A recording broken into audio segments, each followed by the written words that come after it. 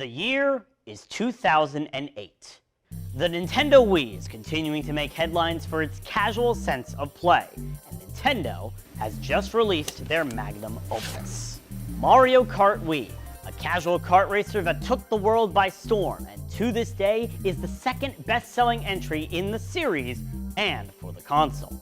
After the booming success of this hit title, however, people started to take notice, which led to an era I refer to as the Kart Racer Kraze. From Hot Wheels and NASCAR to SpongeBob and Madagascar, anyone and everyone was getting involved with the Mascot Kart Racing franchise to try and profit off of Mario Kart's success. While all of this was happening, however, lurking in the shadows was one of Nintendo's old foes, a once thriving video game empire known as SEGA! And in 2010, they submitted their entry into the Kart Racer Kraze by taking their mainline character Sonic the Hedgehog and several other properties that they owned and releasing Sonic and SEGA All Stars Racing! Okay, I see how it is. You want the rest of the script as well, you interrupting In this episode of Cartridges and Consoles, we'll take a look at Sega's entry into the Kart Racer Kraze and show how it could have been a worthy contender against Mario Kart, but how it is severely hindered by some issues around its general theme. Sonic and SEGA All Stars Racing released in February of 2010 for the Nintendo Wii, PlayStation 3, Xbox 360, and Nintendo DS, with releases on PC and mobile coming after the fact. While it's easy to say the game was made to profit off of the success of Mario Kart, in reality the game's developers, Sumo Digital, wanted to make a racing game after the release of this game's technical prequel, Sega Superstars Tennis. By using their knowledge from making such hits as Outrun 2006, Race Driver 2006, and F1 2009, they made this game. As for the gameplay, it's what I consider to be your basic kart racing game, meaning you and 7 other competitors, 5 in the DS version, race a set amount of laps around a racetrack, using items you pick up around the course to try and reach the finish line first. There are several main modes that this game has, with the main draws being split-screen races or single race mode, where you and up to 3 friends can compete in a race on any of the game's 24 tracks, Grand Prix mode, where you compete for points in 6 cups of 4 races, and the dedicated single-player mission mode, where you must tackle 64 individual challenges to try and get the best rank possible. In addition, you have a Sega license that keeps track of all your progress through the game, and there's an in-game shop where you can buy additional characters, racetracks, and music. Now, I think the place that this game heavily benefits in is in the general racing style. The controls feel very fluid for this type of game in the early 2010s, almost feeling like they don't belong in a kart racing game. The driving feels tighter, drifting around corners takes some getting used to, and even the boost start that Mario Kart players are so used to is not as easy here, as the timing to pull it off varies from character to character. The best way I can describe it is that the driving feels more akin to the Burnout games than it does to the other kart racers released during this time, which makes this game stand out and gives it a sense of uniqueness amongst the crowd. On top of this, the item selection is also pretty good. While some of the items are near carbon copies of ones from Mario Kart or other kart racers, there are some items that are unique in this game. There's the energy shield that protects the driver from a single attack, the confusing star which flips the screen of the opponent in front of you upside down, the pocket rainbow which obstructs racers with pride if they drive through it, and the giant rocket which you can activate to blow up at any time. However, the most unique item in the game goes to the signature All-Star move. A powerful move that differs between every character that is meant to be the ticket back into contention. From turning into Supersonic and blasting through opponents as Sonic, making everyone dance around you as Amigo or Ulala, or becoming forklift certified and flipping your opponents as Rio. All of these moves work in different ways with the intention of getting you from the back to the front as fast as possible.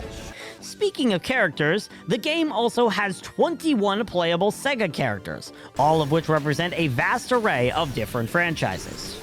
While yes, the Sonic franchise takes up most of these slots with 8 characters, which makes sense considering his name is the first word in the game's title, there are a total of 13 other SEGA characters you can play as, including Ai from Super Monkey Ball, Beat from Jet Set Radio, BD Joe from Crazy Taxi, and my personal favorite, Oppa Oppa from Fantasy Zone. There's even version-exclusive characters if you own the Nintendo Wii or Xbox 360 versions of the game, with Wii players getting their Mii and Xbox 360 players getting their Avatar and Banjo and Kazooie. Yes, that Banjo and Kazooie from the series by Rareware. Oh, to be a fly on the wall when Microsoft was talking to SEGA about that. There's even some fun Easter eggs within the game, such as the achievements all being names of or references to other SEGA titles, extra characters like Knights and Rystar being seen, and many more things that help add to the experience and make it a fun time for die-hard SEGA fans. Another big positive with this game is the fact it has the single-player mission mode. While yes, the missions are pretty simple, ranging from partaking in a few races, to doing a knockout race where after a certain amount of time, last place is eliminated, to extra challenges such as drifting or boosting as long as you can, or hitting as many enemies as possible, they still provide an extra flair to the single-player aspect of the game that most kart racers lack. However, the biggest issues I have with the game can almost all be traced back to the same problem of franchise representation. Or more so, the lack thereof. This problem can mainly be split into 3 parts: characters, tracks, and music. While yes, I mentioned that there are 15 total SEGA franchises represented in the game's character selection, the character choices they made definitely feel a bit off. I mean, come on. Billy Hatcher from Billy Hatcher and the Giant Egg, the Choo-Choos from Choo-Choo Rocket, an obscure Dreamcast game, Zobio and Zobiko from House of the Dead, but only one specific arcade game released only in Japan? These choices definitely could have been better, especially considering Sega's large catalog of games and franchises. Like, seriously, raise your hand if you knew who Mobo and Robo were before playing this game. Congrats, you're a nerd. The second part of this problem boils down to the track selection in the game. As I mentioned, there are a total of 24 tracks, all of which are split between 8 different themes. 3 of those themes are Sonic the Hedgehog, while the other 5 themes are split between different games, including Super Monkey Ball, Samba de Amigo, Jet Set Radio Future, House of the Dead, and Billy Hatcher. Look, I get the franchise you chose to be included here didn't help in trying to decide on locations, but the fact that a GameCube game nobody really remembers got this much of a spotlight is a little concerning. The final part of this problem I find is with the music, as the only music available outside of the All-Star themes are linked to the game's track selection, meaning you once again have several SEGA franchises that do not have any representation outside of their character being playable. This franchise representation problem is by and large the biggest flaw about the game, and really puts a damper on not just the experience for die-hard SEGA fans, but also on the game's name, which suggests that SEGA All Stars are involved. Speaking of the music, there is another problem I find with it that bears mentioning. There really isn't any original music. Almost all of the music from Sonic and SEGA All Stars Racing, minus the main menu themes, is ripped straight from other SEGA games. This isn't the worst thing in the world, as there are some music tracks that work well in a racing game like this, but it still comes off as a bit lazy when you think about it. For comparison, look at a game like, say, Super Smash Bros., a crossover between multiple different Nintendo franchises that includes not only the original music from those games, but also remix versions of iconic themes. While there was an effort to have original music in a game like Smash Bros., SEGA didn't bother to actually make remix themes, and instead just copy and pasted the music from their other games. I'd argue the best version of this game in terms of music is, surprisingly, the DS version, where they couldn't copy and paste the music due to technical limitations and instead had to get Alistair Brimble to make a MIDI remix version of the soundtrack. Again, while this isn't a massive issue, I do wish some thought was put into making original compositions for this game that aren't... instead of just taking pre-existing themes and slapping them in. Overall, Sonic and SEGA All Stars Racing is at the core a very solid kart racer, but its lack of franchise representation is what really drags down the experience.